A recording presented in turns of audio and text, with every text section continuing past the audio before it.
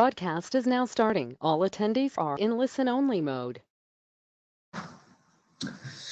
Good morning, all. My name is Preston Bukaty. I'm a consultant with IT governance, and we're here today to talk about the CCPA. We've got a couple minutes before the start of the hour, so we're going to give folks a few more minutes to join and get settled. I appreciate those of you that have joined early. Grab your coffee or tea and just bear with us a couple more minutes here as we allow folks to join in, log on, get their audio set up, and then we'll go through today discussing the CCPA and what you can do to comply before it becomes too late. The enforcement date for the CCPA is July 1st of this year. And as you'll come to find out over the course of our webinar, they do intend on enforcing that despite everything that's gone on here in the States this year. So you're looking at today just about a month left to get compliant with the CCPA, although keep in mind, and again we'll discuss more, that the CCPA has actually been in effect since January. So there's a lot to unpack and discuss. There's some recent guidance that came out from the Attorney General late last week, so we've got a lot of things to discuss here today. And the other thing that we'll be talking about in more depth is actually doing a gap analysis and trying to figure out how do you go through this process of determining what is compliance, what is a state of compliance, how do I know when I'm done, how much does it cost to get there, all those types of questions. So again, we're going to give it a couple more minutes as folks join in. I see some more folks joining on the call here, and we're still not even at our scheduled time. So again, thanks for joining early. Those of you that have, just sit there with your coffee and tea and give us a minute or two. We'll let folks join in as they come in from other various meetings and Zoom calls, and then we'll get started talking about the CCPA.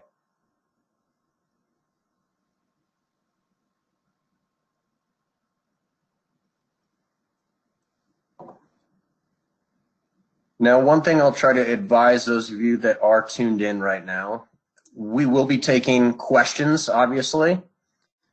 We will either address those with the time we have at the end of the presentation or send out a follow-up email with longer dedicated answers.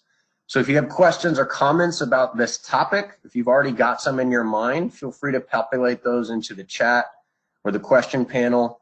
Send it on to our service center, and I'll try to build those into the content later so I can address your question if you've already got some burning desire or something you're curious to understand more about. I'm hoping that over the course of this webinar, I'll give you a lot of the tools and ammunition you'd need to answer those questions on your own. But at the same time, do recognize this is a complicated piece of legislation that's been through the ringer over the course of the past 2 years now. And so there's a variety of legislative nuance built in there. And sometimes it's just easier to ask the expert than trying to figure it out yourself. So that's hopefully the purpose of me being here, to give you guys that kind of advice. So go ahead and enter any questions into the panel or send it on to our service center, and we'll do our best to address those, like I said, either on the webinar itself or certainly afterwards, along with recording and the slides and all that good stuff. So I recognize we're just about 1 minute over the top of the hour. I appreciate those of you who have joined. More people are dialing in right now, as I can see, and I want to be respectful of everyone's time. I know we are now in the era where Zoom meetings almost dominate the day. So with that, I'm going to go ahead and get started talking about CCPA compliance and what you can do before it's too late. So again, for those of you that have just joined, my name is Preston Bukaty. I'm a consultant with IT Governance USA, attorney by trade. Apologies in advance. My background is in law and policy, implementation of these various things. And so I've spent a lot of time digging through the legislation that is the California Consumer Privacy Act, parsing through it line by line to try to understand what exactly are the senators and congressmen and women in California trying to achieve. How is the Attorney General intending to enforce this act? And in turn, what do companies need to do to comply with the law? Because one of the things you'll find, especially for those of you on the call that are here in the States, you're probably familiar with this. Laws here in the United States are often written quite broadly to account for various situations and settings that may apply to different companies. Unfortunately, that makes it a bit difficult to try to understand what are we supposed to do to meet those requirements, right? Because the regulators and the legislators are trying to let you determine the best path forward. So we're going to try to work together over the course of today.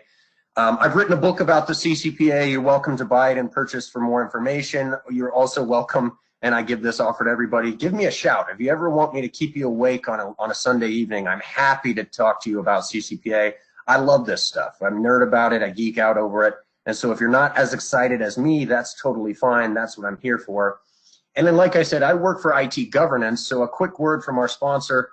We're a one-stop shop for GRC needs, right? Governance, risk, and compliance, whether it is CCPA, GDPR, or the various cybersecurity frameworks that are out there already or that are under development to try to comply with these laws, right? There are various industry bodies like ISACA, the Cloud Security Alliance, NIST, ISO, et cetera.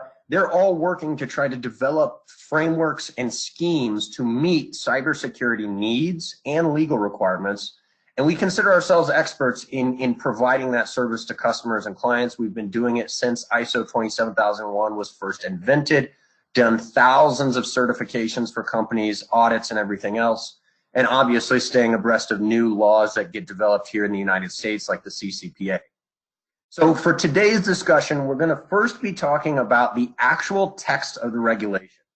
And before I get too far down this path, I want to just say this. This webinar is an advanced course. So if you joined this webinar thinking, I'm going to get the basics of what the CCPA is, you're on the wrong webinar. Now, it's not to say you can't stay and still listen. The material might be valuable, but we're going to go a step deeper. I want to actually get past the basics and show you guys, what does this law actually look like? How does this actually work? For the companies that we have already worked with on CCPA compliance efforts, what are the actual challenges they are facing and how did they overcome that? From there, I'm going to pivot and start to talk about conducting a gap analysis. So at IT Governance, we do our best to live by that mantra of teaching you how to fish, right? So I want you guys to understand how to read this law, how to figure out its requirements, and how to comply. We have a variety of tools to help you on that journey. And my goal today is to show you how to do that so that you can ideally start to learn these things yourself. Now, again, that's not to say you can't call someone like me. I don't want to put myself out of business. But these laws are out there and available. There are common compliance challenges that face companies of any size, any industry sector. And so if you've got questions, like I said earlier, populate them into the panel, send them to our service center, and I'll do my best to either address those on the webinar or get answers out to you later today, because my goal is to make this as useful as possible. Again, this is not meant to be the CCPA basics. This is a step beyond boot camp, and we're going to try to give you a little bit more specifics and a little bit more drilled down analysis. So then, to start, the CCPA, the California Consumer Privacy Act. We're going to show you navigating the text. Okay, so first things first, let's refresh our mind. What is the CCPA? Well, it's a piece of California civil code, right? It's a piece of legislation in California. And that means a couple of different things. One of the things you have to remember is that this law applies to the state of California. If you are not in that state, you may not need to comply with this law. However, if you are dealing with California residents, if you are marketing to them, if you are selling to them, if you touch their data, if you are participating in the economic market that is California, California legislatures are going to expect you to abide by their rules in that market, right? And we've seen this logic roll out increasingly over the past couple of years. Perfect example, if you guys have ever bought something on the internet in the past year or two, you have noticed that you are now being charged sales tax. Well, years ago, that was not the case, but increasingly courts are recognizing that just because you are not physically present somewhere does not mean you are not doing business there. So you can be a company like Amazon, headquartered in Washington, selling sprockets and nuts and bolts. I'm doing a lot of home improvement stuff lately, being locked down, right? So I'm buying all this stuff in Denver, Colorado, Colorado, well, hey, why do I need to pay Washington sales tax? Because they're participating in the market here. Same logic would apply to this law. Even if you are not physically located in California, if you are participating in that economic market by actively selling or marketing to California residents, you may need to comply with this law. Now, what number that is remains to be seen, and that probably won't get flushed out until a couple of lawsuits go through courtrooms, right? So simply selling to one person in California, probably not enough. If you're selling to 500 people in California, you probably start to need to worry about this law. And the question for you is, can you confidently know you are only selling to 1 or 2 or 3 Californians?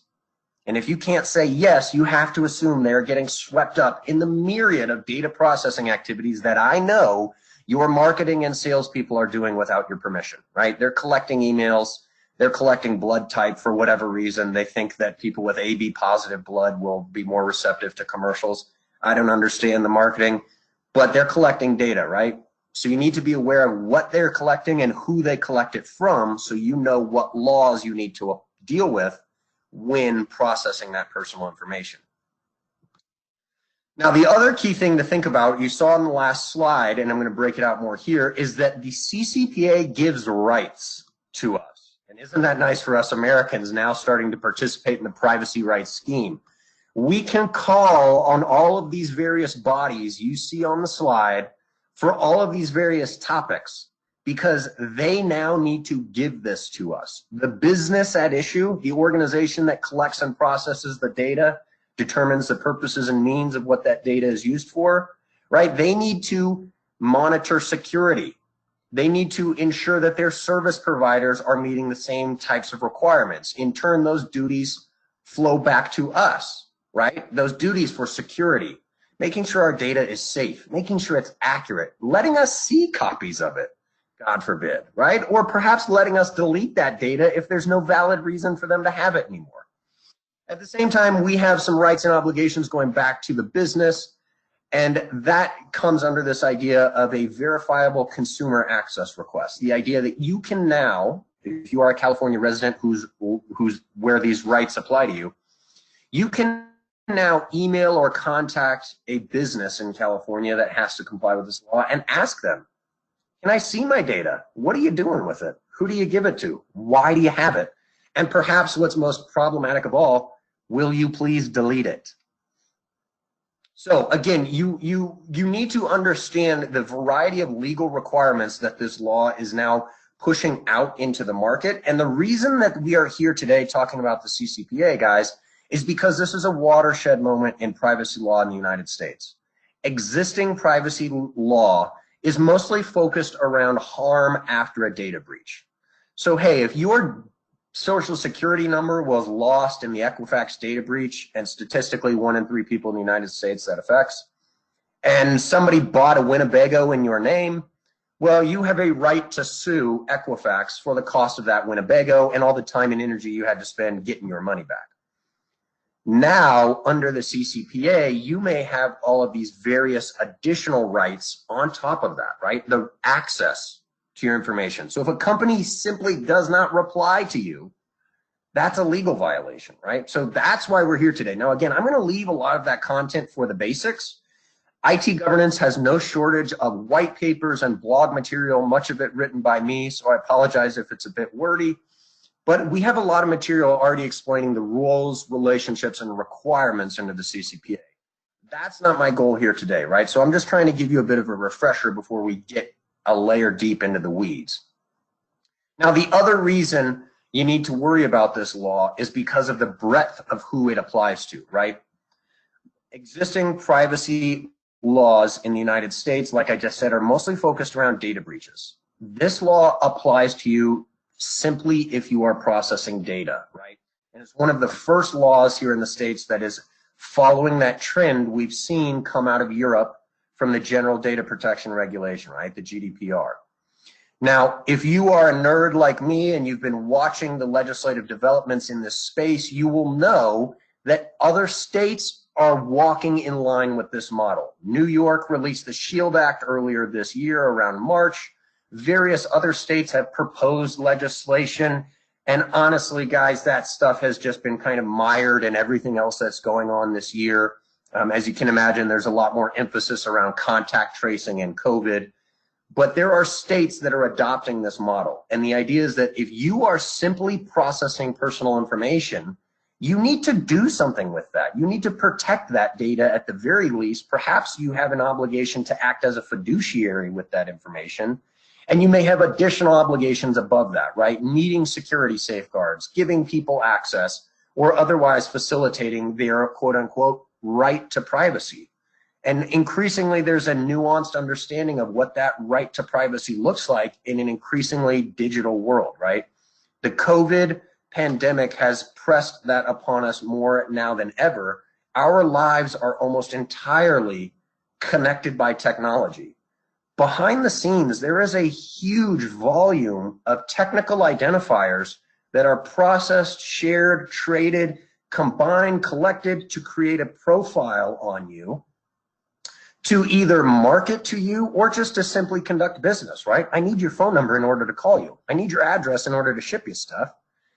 Well, where does this data go? What is being done with it? That's the purpose of the CCPA. And again, if you're interested in that topic, don't hesitate to reach out to me. I'm happy to bore you to death.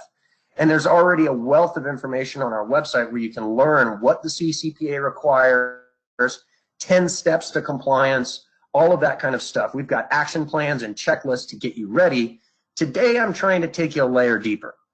So I told you I was going to show you the actual text of the regulation, and you see it on the slide here. Now, I'm going to do something a bit wild. I'm going to kind of be a maverick. I'm going to break with my legal lawyer friends, and I'm going to show you guys a secret. So whether it was the federal government or myself, I've paid a lot of money for a legal degree, and I'm going to give you guys the quick budget shortcut here. So bear with me 1 second. I'm going to show you what these lawyers charge with their $500 per hour billable rates, right? So how do you navigate the text of the CCPA? I'm going to show you a big secret in the legal field. It's this right here. So hopefully you can still see my screen if I've done this correctly. I'm on Google, right? In order to look up the California Consumer Privacy Act, you need to type in California Civil Code, right? You're going to actually look at the legislation in California. It's all public knowledge. And then you just type Consumer Privacy Act. Well, first you need to spell correctly. And boom, you can see top Google result takes you to the legislation. I've already preloaded this, but when you click those links, you'll be taken to this page. And you'll see it's an official website. You can see it's legislature.ca.gov, lets you know you're in the right place, right? You're not on Ask Jeeves or some misconstrued website. We are actually looking at the California legislation as it is printed and public. So there is that old adage in the United States that ignorance of the law is no excuse, and that applies now more than ever because guess what? You can Google it. So you see here as I scroll through this wealth of text, the verbiage, there's a lot of stuff, right? And so my goal here, guys, is to give you a little bit of education on the way this legislation is constructed. Bit of a background. The CCPA came about because a guy in California by the name of Alastair McTaggart was chatting with some buddies who worked at Google, and he was personally uncomfortable with how much data they had and the things they were telling him. So he used his money, put together a group of consultants, and tried to push forward a piece of legislation to voters in California in 2018. Well, naturally, that got all of the businesses in California nervous. The Facebooks, right? The Apples, the Googles of the world were saying, uh-oh, this is bad news for us. And so they picked up the phone and they got out their checkbooks and they reached out to the senators and congressmen and women in California and started lobbying heavily to counteract Alastair McTaggart's bill. Unfortunately, his bill was so popular, there was just no way money was going to beat it. So they had to meet in the middle and come up with some sort of a solution that made companies happy because it was an actual law they could comply with and make sense of, while also meeting the demands of the wider public. And so as a result, what we end up with here, you see this, California Consumer Privacy Act of 2018, we end up with a fairly complicated piece of legislation that talks over itself, references multiple articles within sections.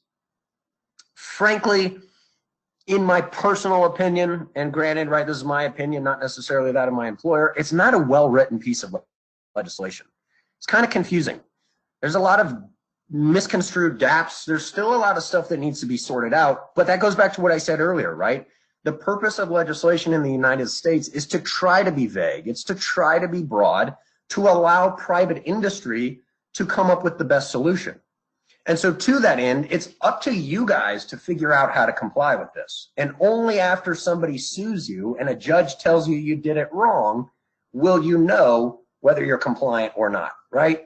So you've got to try to parse through this legislation and figure out all the various requirements. We see here in section 100, this is the right to be informed, and the idea that you need to either at or before the point of collection, explain to consumers what their data is going to be used for, right? What data are you collecting? What are you using it for? You'll see here, you also need to provide this type of information upon receipt of that consumer request. Under the GDPR nomenclature, we tend to call those things SARs or DSARs. That stands for Data Subject Access Request or Subject Access Request.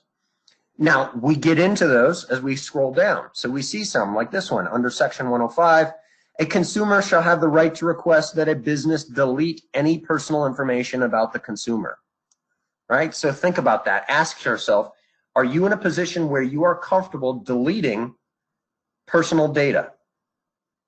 Well, the two questions, when do I have to delete it and what exactly do I have to delete, right?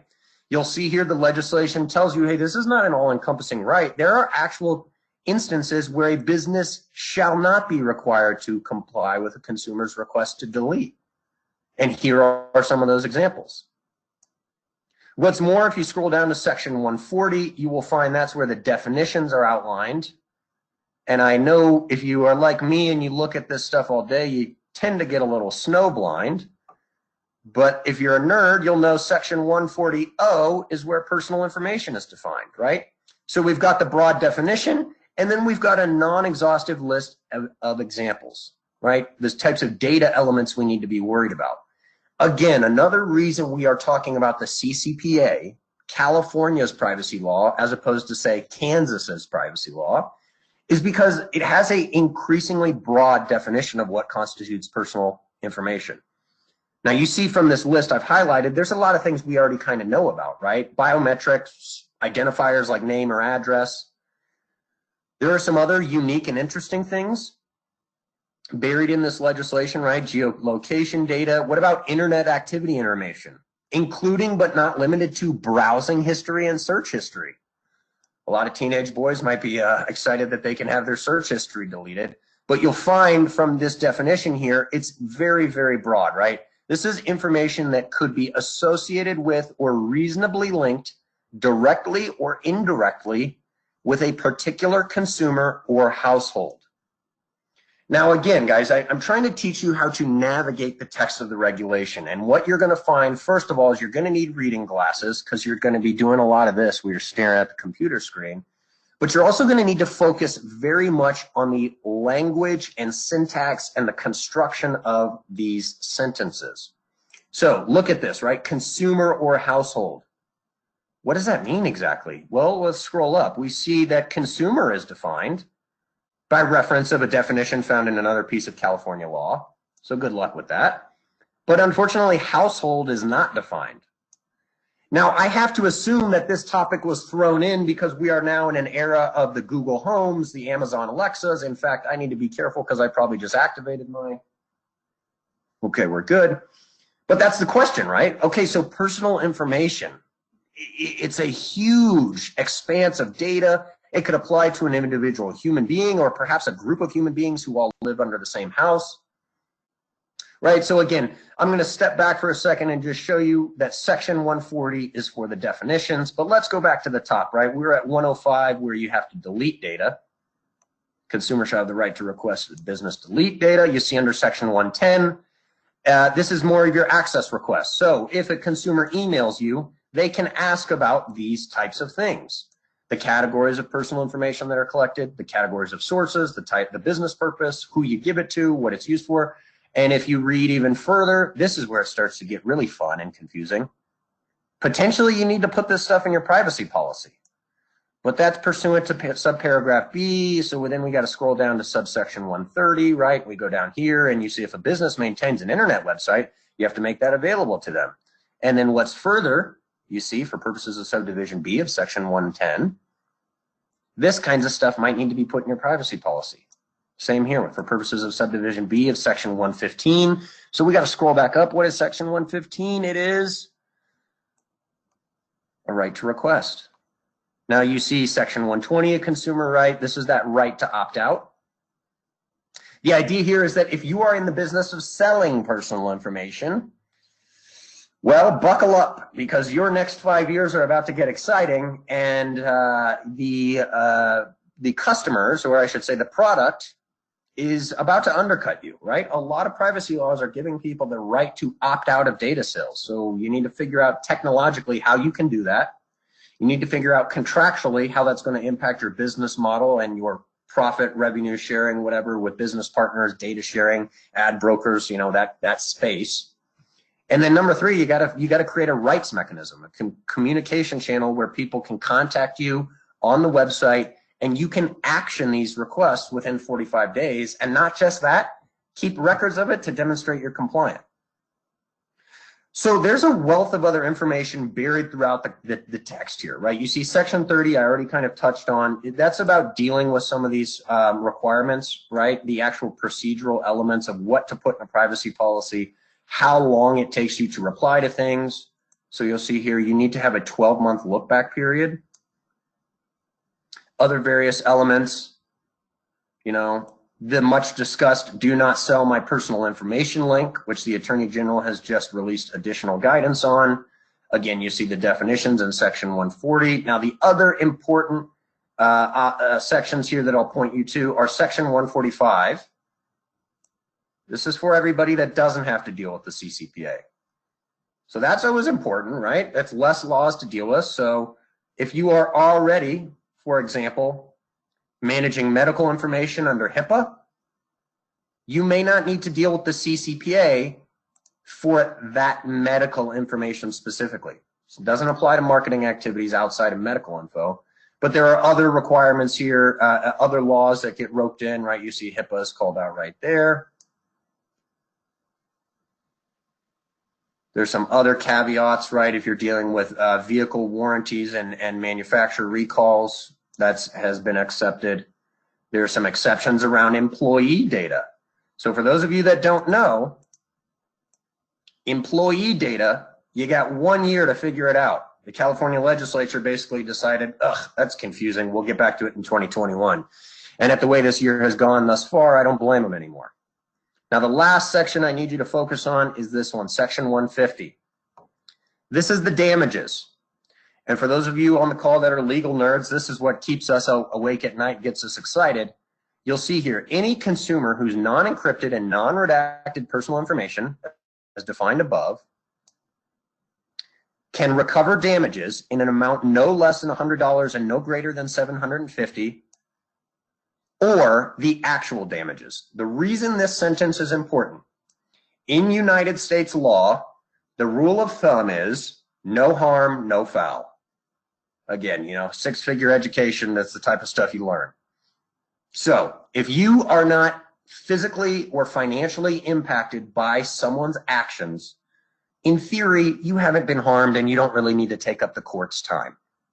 So what the CCPA has done is flip the script, because if you think about it, right, if your data was impacted in a data breach, but nobody has stolen your identity, nobody's bought a Winnebago on eBay in your name, well, technically you haven't been harmed. And so I'm sorry that your social security number and a copy of your driver's license and your iPhone password and intermyriad of data elements, I'm sorry those are now available on the dark web.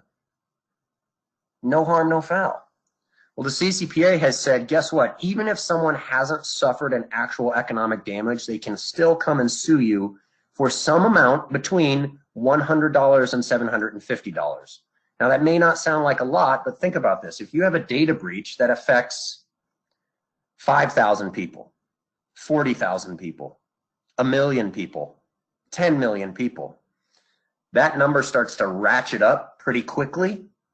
That's a very attractive target for class action litigation in California.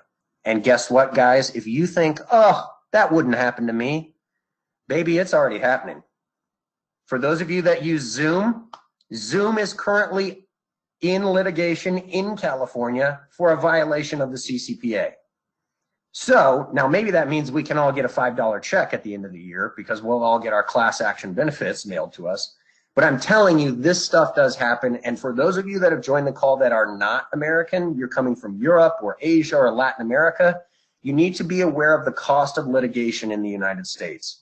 From research I've done, and I'm not able to quote the survey off the top of my head, but I believe it was done by Duke University, the average cost of litigation in the United States is as much as 8 times what it costs in other countries.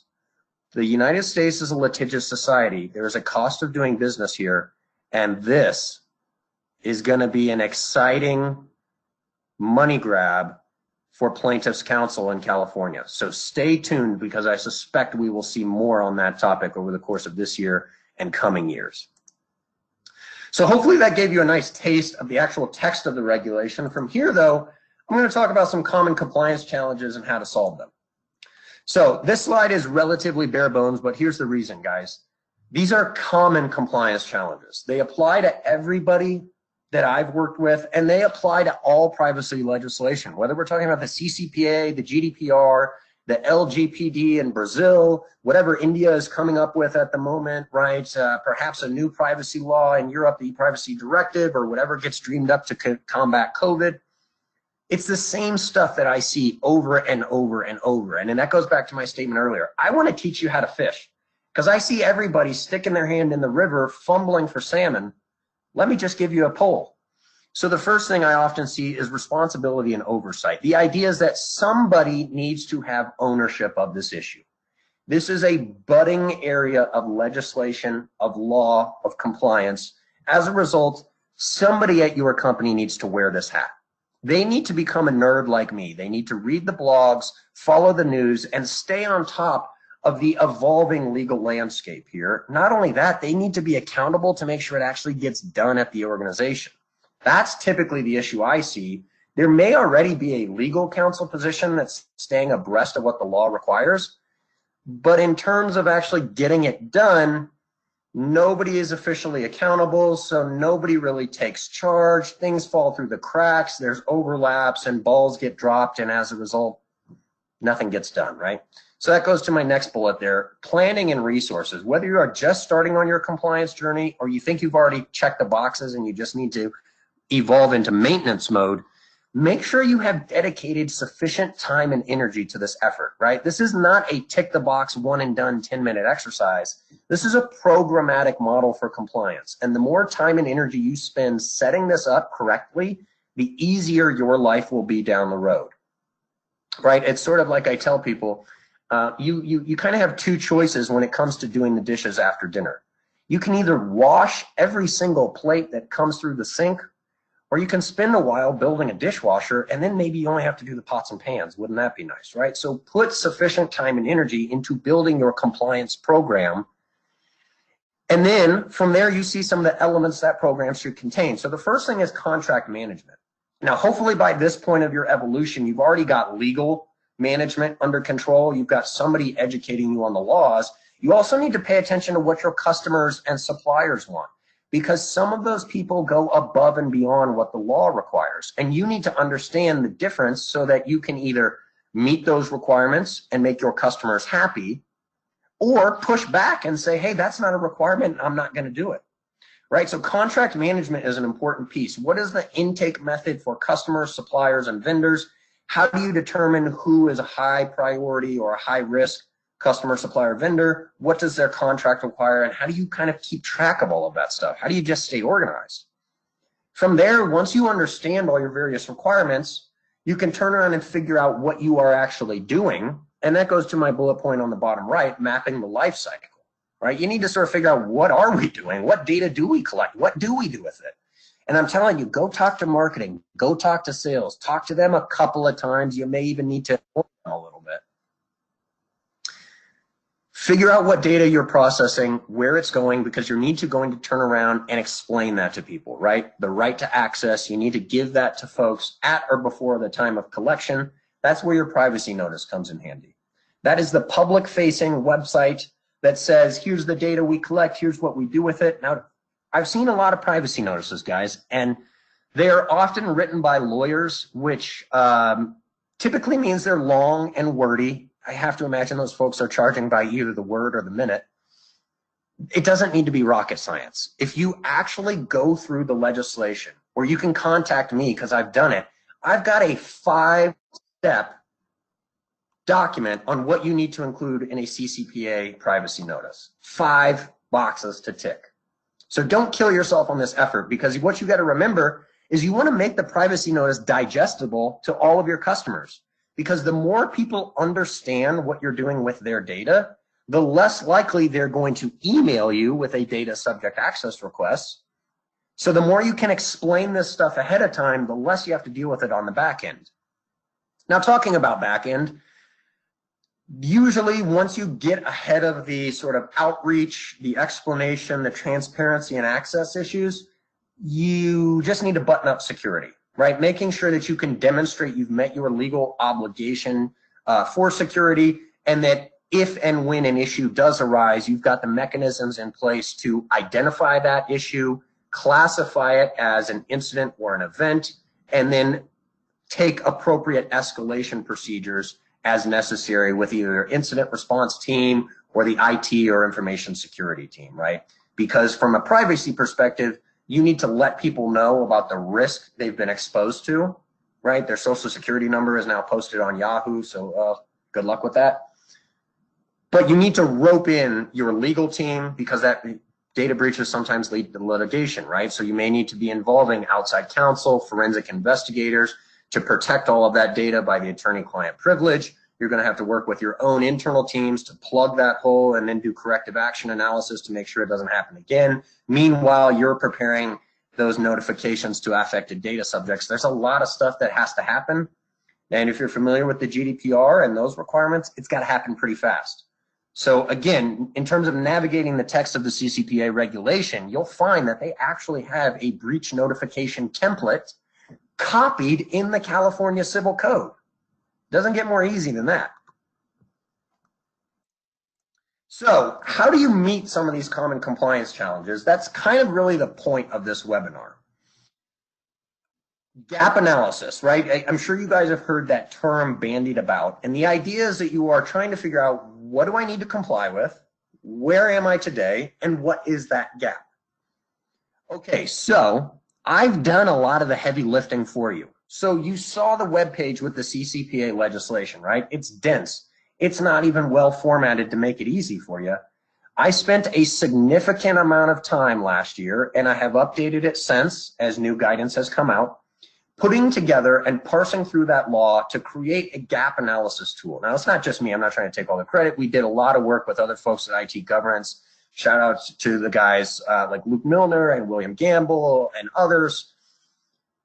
We've put together this spreadsheet, and I'm going to show you it on a couple of slides, but I want to see the end result here. We try to give you an indication of how many CCPA indicators of compliance have you hit, and what's the difference between actual legal requirements versus best practice. So the image you're seeing on this slide is actually taken from a client report I did in late March, early April.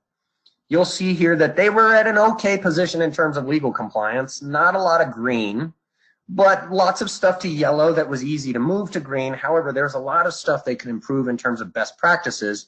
And so then you'll see their overall maturity on the right? So it kind of gives them a nuanced understanding of, hey, what are your bare bones legal requirements? What are other things you could do to make life easier in other areas? Perhaps, leveraging this activity to comply with other privacy laws. And so in turn, what is your overall compliance maturity?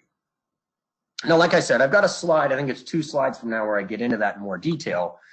But I've got here some links, and these are actually hyperlinks to various articles I found on the internet The CCPA is still, as of today, posing this compliance nightmare for companies. You see here from the surveys, nobody knows what to do, nobody's doing it. And I gotta wonder, is that a matter of complexity or is that a matter of time and energy?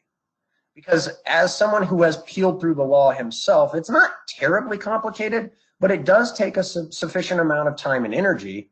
And so you have to wonder, what is this compliance challenge that people are really struggling with? If they would sit down and read the law, they could probably figure it out.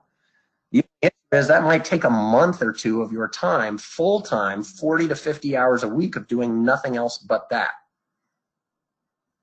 So something to think about here is to take a real hard look in the mirror. How well are you doing with CCPA compliance? Are you confident that you've met all your obligations? Do you even know what those obligations are? Can you rattle them off? If not, you're probably not ready, and try to figure out what you need to do, right? Do you need to drop everything you're doing to work on this? Or would you like some assistance in parallel so you've got separate work streams you can keep the lights on while maintaining compliance? So how to conduct a gap analysis then? Now, this is going to be pretty focused on IT governance tools, but I want to show you guys kind of how to do this thing. Now, here's the slide I was talking about. You see this spreadsheet? I've got rows upon rows of legal requirements built out. And then from there, there is this nuanced sort of fact-finding analysis where you would go through and try to determine what level of compliance have you met. Is this activity done? Is it documented? Is it actually maintained, right? This is very much in line with that new cybersecurity maturity model that's being impressed on us by the Department of Defense, the CMMC that you may have heard about. I'm trying to give you a nuanced understanding of your maturity level, because this is not just a tick the box initiative. It goes back to what I said earlier, right? American laws are not written that way. So you've got to sort of understand, what does the law require? In turn, what are you doing? How well are you doing it? And does some swizzle of that understanding equate to a red light, green light, yes, I'm compliant, or no, I'm not, and there's more work that needs to be done? And so for those of you that can't see, some of the questions I screenshot here, as an example, when I talk about privacy notices, and you see on the left with my numbers 1 through 10, those are the main subject areas I hit on. So privacy notices are talked about kind of in Section 8 a little bit, privacy information management, also in Section 6 around scope of compliance.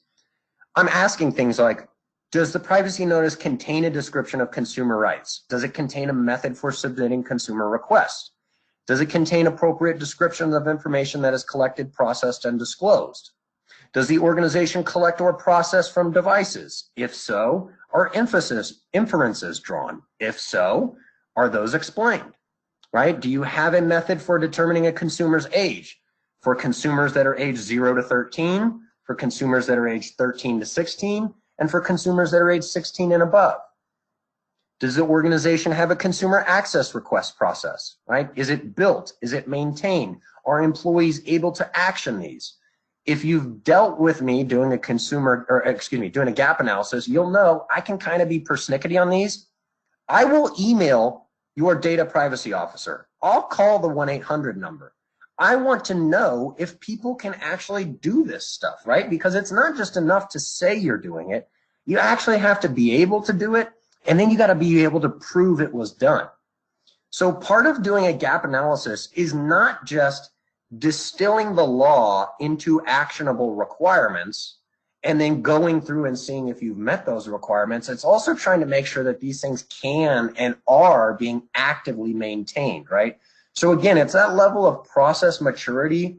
It's that level of evolution and understanding to know if you're sort of at a level 1, yes, we're doing it, to we have it implemented, it's documented, it's maintained, it's reviewed, and it's improved, right? Because you're trying to build this into that ISO methodology, that life cycle of plan, do, check, act, where you're not simply telling employees what policies and procedures they need to follow, but you've actually got those documented for future reference, and those documented policies and procedures are subject to review at least annually, so that changes to the legislation or changes in best practice can be incorporated and you're constantly, continually improving. Because again, right, like I've said a couple of times now, United States law is not just a tick the box exercise, right? It's not enough to say, yes, we're doing it and we're done. You need to pay attention to how this law evolves over time, because for those of you that are paying attention, the exciting thing we are all preparing for this November, on top of everything else that's happened in 2020, Mr. Alastair McTaggart, he's taking a new ballot initiative to California voters. And I believe it's called the California Privacy Rights Act, CPRA, although don't quote me on that 100%, but it's a new law. Some people are calling it the CCPA 2.0. So for those of you on this webinar that are thinking, hey, you know, I'm doing good. I got a lot of this knocked out. I think this summer is going to be nice.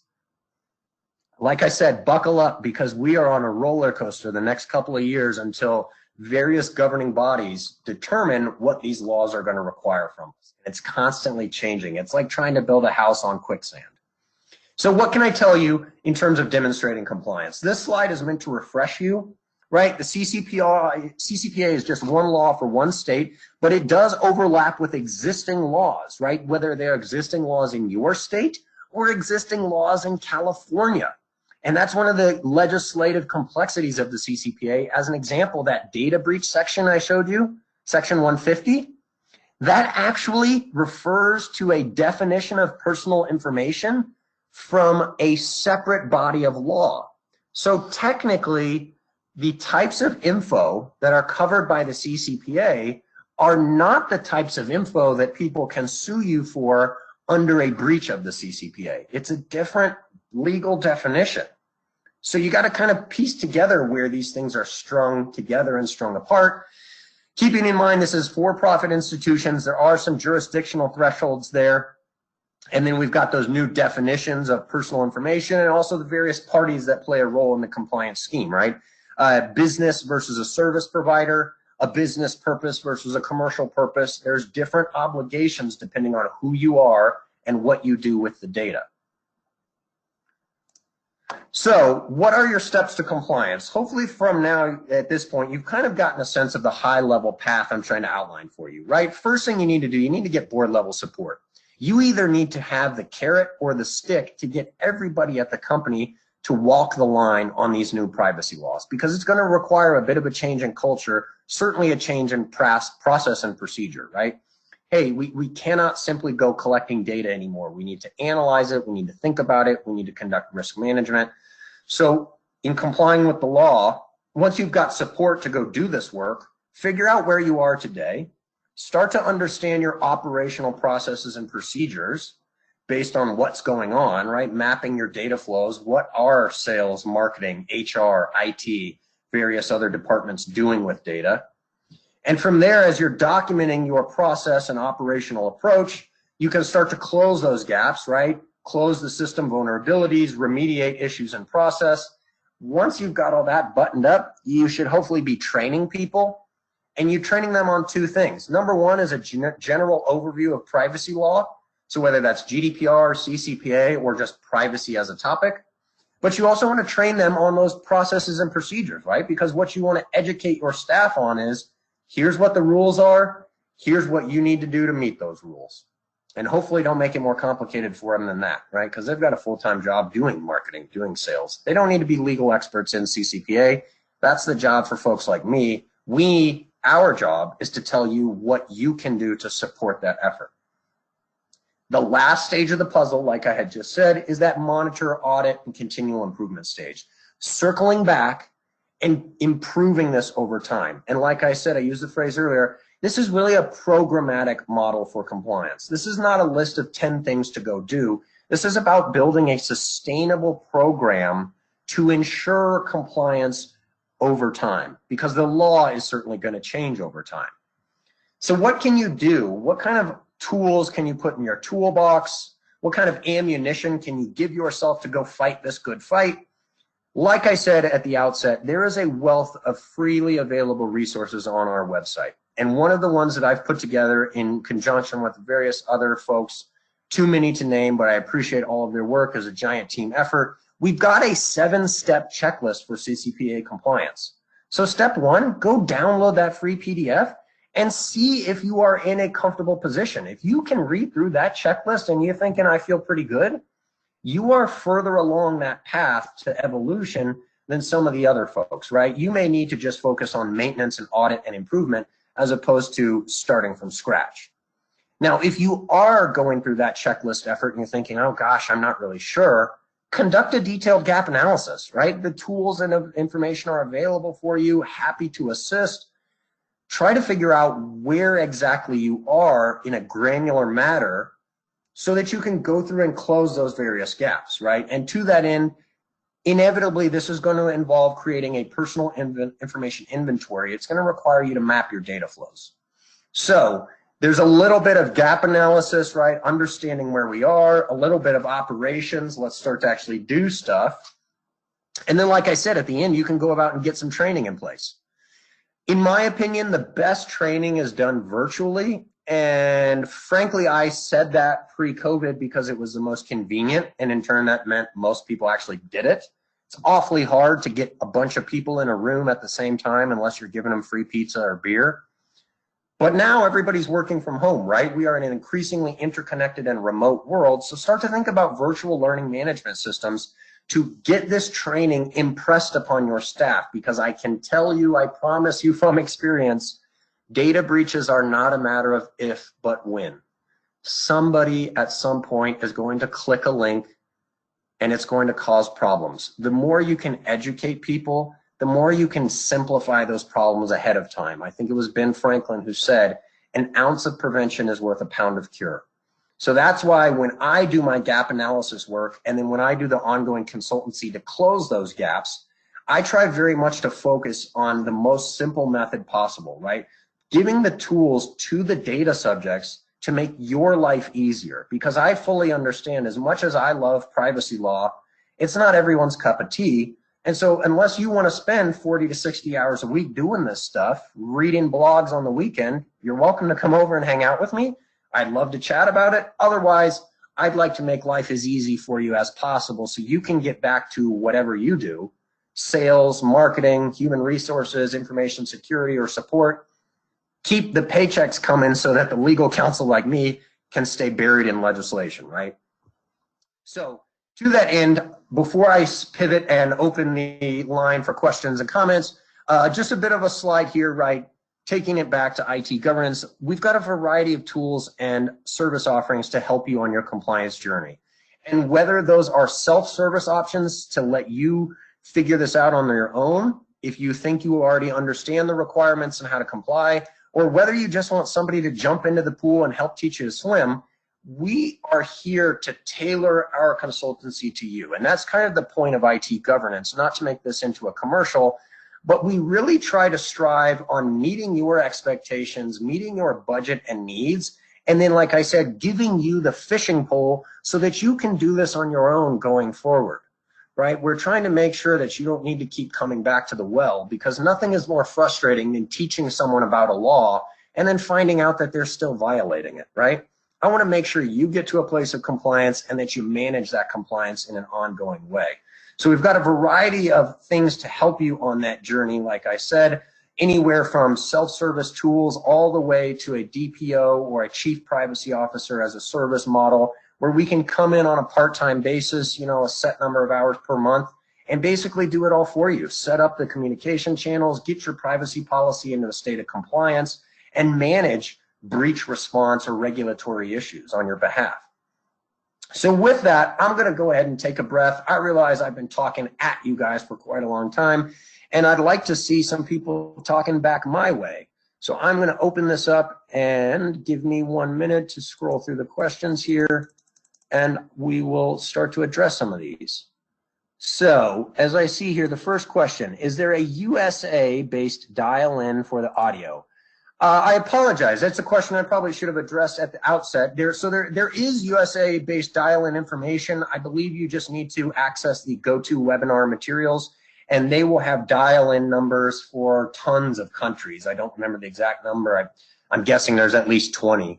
But yes, certainly the US information is included there. And for those of you that have maybe missed out, keep in mind we're going to take a recording of this webinar and send it out for so you're welcome to watch this at your leisure later, or you're always welcome to contact me.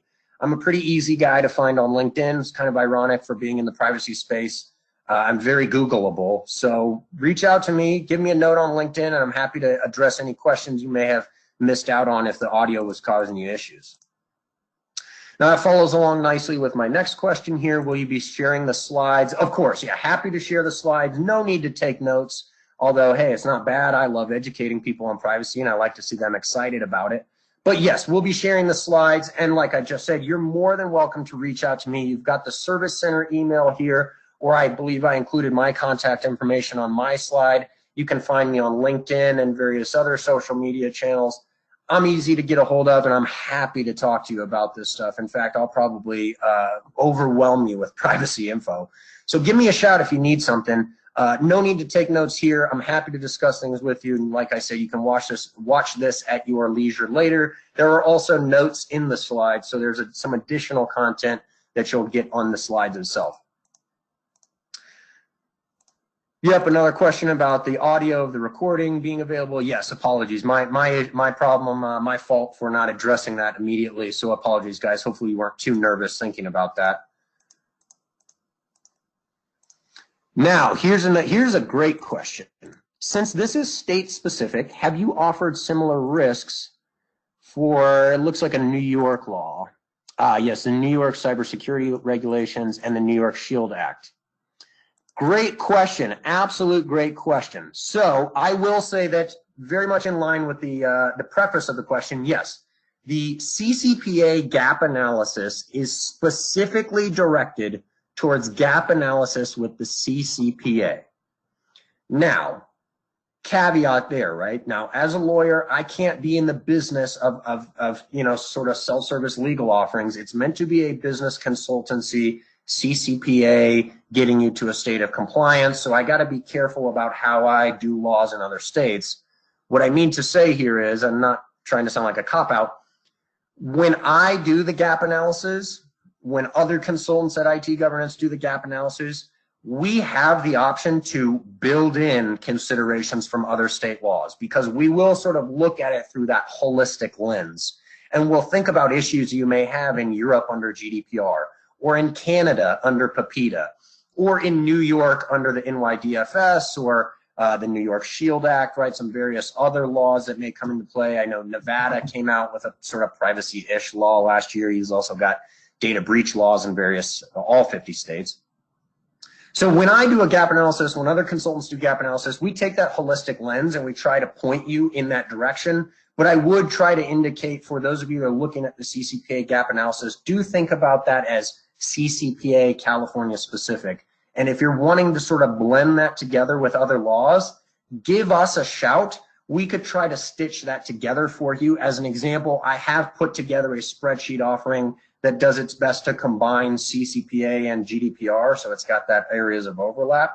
So there are options available if you are worried about multi-jurisdictional issues. I just want to sort of clearly caveat that, hey, the CCPA gap analysis tool is focused on California law, and if you're worried about other laws, you know, that gets into that whole practicing law in other states, and so that's sort of unfortunate where you might just give me a shout and I can kind of guide you more there. Now, what's new in the final draft of the amendments and regulations? This is the great question. And to whoever asked it, you really put me on the spot here. So on the one hand, I don't like you, but on the other hand, I don't blame you. So for those of you that don't know, the Attorney General released new final guidance on implementation of CCPA mechanisms. And that guidance came out last week. So first of all, I will own that. I have not read through all of it entirely. I've paid attention to some webinars. I've read through some blogs, but I have not actually gone to the body of the text from the Attorney General and read through it all. I can tell you that basically it's not a total ground shift. It's maybe some procedural nuances. For example, I talked about that do not sell my personal information button or link that you've seen in the legislation. It's kind of been a hot topic for all the privacy geeks on our forums. Well, there's indications that you may not need to have that button on your website. At the end of the day, though, you still need to give people a right to opt out of data sales, right? So whether it's a hyperlink or a button or it's in your privacy notice, to me, those are peanuts compared to the sort of foundational issues that I tried to hit on today, right? So do keep in mind there is recently released guidance on implementation and some of the rules and requirements that the Attorney General is going to expect. I can tell you guys that from my point of view, do expect content on that topic. I'm in the midst of wading through those various blogs and pieces of legislation to put together some distilled content for you. And very likely we're going to have another webinar where we get to that stuff to give you another chance to get compliant before the end date. So stay tuned on that topic, because that's certainly something that's been under development. And frankly, I've just been working on other stuff and kind of had that on the back burner. But maybe that's an exciting project for this weekend. Yeah, okay, so then another here comment on the NYDFS. Yes, totally understand. And we focused on that before for the delegate who asked about the NYDFS and other New York laws. Those are sort of addressed and built into some of our content on the website. But again, we're kind of in this tricky situation where it's like, hey, if you're going to be doing stuff in New York, we kind of want to know the nuances of the issue. CCPA was at a point where I could kind of distill it into a spreadsheet. But the more we kind of step into various jurisdictions, the more tangled it kind of gets in terms of providing advice and quote unquote legal advice versus consultancy. So yeah, if you're just stuck in New York, you probably just need to focus on New York laws. Although again, that goes back to how many Californians do you sell to, and are you able to confidently zero in on a specific number? My opinion, and it's just my opinion, if it's less than 500, you're probably okay. But if you're 499 or more, start to worry about CCPA compliance. Now I see a comment here. I'm unable to find the CCPA gap analysis on the website. I will reply to you individually. I'll send you that hyperlink. But if others of you are having that issue, give us a shout, because that may indicate that we need to improve the website or make it a little bit easier to navigate. But for the delegate that asked about that specifically, I think we can contact you directly and get that. And with that, guys, I'm at the end of my questions. I've also just gotten a notification that my computer battery is low. So I appreciate those of you that have joined. Excellent questions today, especially some of them that put me on the spot. So that's great. And it gets me excited because I know you guys are excited about privacy law. The more you want to know about it, the more I want to know. So that's awesome. I'm super excited to have you guys here. I hope you will join us on future content, because we would like to make sure that you are staying abreast of these legislative developments as well. I'm seeing some more comments come in about being asked to be included on the gap analysis. So yep, no problem. I'll try to my best working with the team here. We've got kind of a debrief, right? We'll get your contact info, and hell, we might even just send it as a link for the general email that goes out with the slides and everything else. So that way everybody is clear on where to point themselves to. But you're always welcome to reach out to me with any other questions, comments, concerns. Again, thank you everybody for joining. I know that your days are busy and they're stacked with Zoom meetings, but I appreciate you joining for this one. Don't hesitate to reach out with questions. Don't hesitate to give me a shout if you just want to connect on LinkedIn and see some of the content, the news articles I share and whatnot, or others from the IT governance space. You see our social media channels. We try to repost some of this content and links. So it's a good channel for you to follow, because it'll keep you abreast of these issues, right? The CPRA, like I talked about, that CCPA 2.0, or various other things. So hopefully this webinar was of use to you, and I appreciate you joining, because I know an hour out of your day is increasingly important. So with that, guys, I'm going to go ahead and close the webinar. Again, just want to say thank you for joining. My name is Preston Bukaty. Stay tuned for more developments from IT governance on the CCPA. I wish you the best of luck in your compliance journey with a little under a month to go.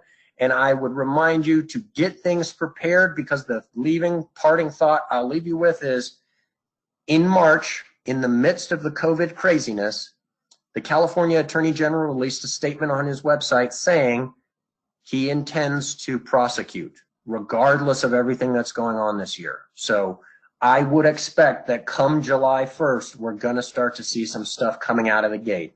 So get ready, get prepared. I know it's been a wild year. We're only halfway through it, and we've got an election still to go, but this is something you got to keep on the roadmap for 2020. And if you were paying attention earlier and I didn't put you to sleep in the text section of this webinar, you'll remember that various other nuances like employee data are going to start to roll over in 2021, right? So like I said, we've only just gotten on the roller coaster. We're ratcheting up, but we've got a lot of loops and spins left to go through. So I wish you the best on your journey. Don't hesitate to give me or us a shout if you want help on that journey.